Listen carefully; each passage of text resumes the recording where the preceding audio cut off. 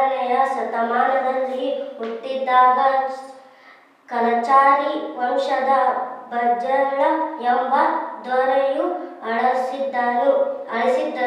ಸರ್ಕಾರಿ ಹಿರಿಯ ಪ್ರಾಥಮಿಕ ಶಾಲೆ ಮದ್ನಾಳ ಗ್ರಾಮದಲ್ಲಿ ನಮ್ಮ ಶಾಲೆ ಮಕ್ಕಳಿಗೆ ಶಾಲೆ ಬಿಟ್ಟ ನಂತರ ಪುಸ್ತಕಗಳನ್ನು ಓದುವಂಥ ಅಭಿರುಚಿಯನ್ನು ಹೆಚ್ಚಿಸಲಿಕ್ಕೆ ಇಂದಿನ ಪ್ರಸ್ತುತ ಸನ್ನಿವೇಶದಲ್ಲಿ ಸಾಕಷ್ಟು ಮೊಬೈಲ್ಗಳನ್ನು ನೋಡುವಂಥ ಗೀಳು, ಟಿ ವಿಗಳನ್ನು ನೋಡುವಂಥ ಒಂದು ಮಕ್ಕಳಲ್ಲಿ ಅಭ್ಯಾಸ ಮಾಡಿಕೊಂಡಿದ್ದಾರೆ. ಇದರ ಬದಲಾಗಿ ಮಕ್ಕಳು ಪುಸ್ತಕಗಳನ್ನು ಓದುವ ಅಭ್ಯಾಸವನ್ನು ಒಂದು ಹವ್ಯಾಸವನ್ನು ಬೆಳೆಸೋದಕ್ಕೋಸ್ಕರ ಮಕ್ಕಳ ಮನೆಯಲ್ಲಿಯೇ ಮಗುವಿನ ಮನೆಯ ಗ್ರಂಥಾಲಯ ಎಂಬ ಶೀರ್ಷಿಕೆ ಅಡಿಯೊಳಗೆ ಸುಮಾರು 25ರಿಂದ 30 ಪುಸ್ತಕಗಳು ಪ್ರತಿಯೊಬ್ಬರ ಮನೆಯಲ್ಲಿ ಇರುವಂತೆ ಒಂದು ಅನುಷ್ಠಾನ ಮಾಡಿದ್ದು.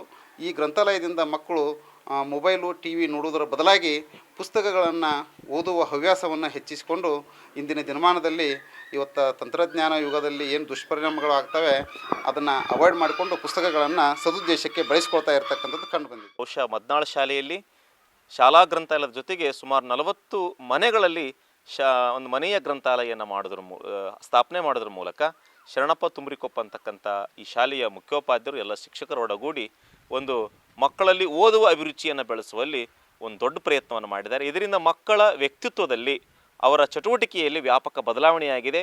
ಈ ಬದಲಾವಣೆ ಅವರ ಪಾಲಕರಲ್ಲೂ ಕೂಡ ಒಡಮೂಡಿದೆ ಅನ್ನೋದಕ್ಕೆ ಹೇಳೋದಕ್ಕೆ ತುಂಬ ಹರ್ಷ.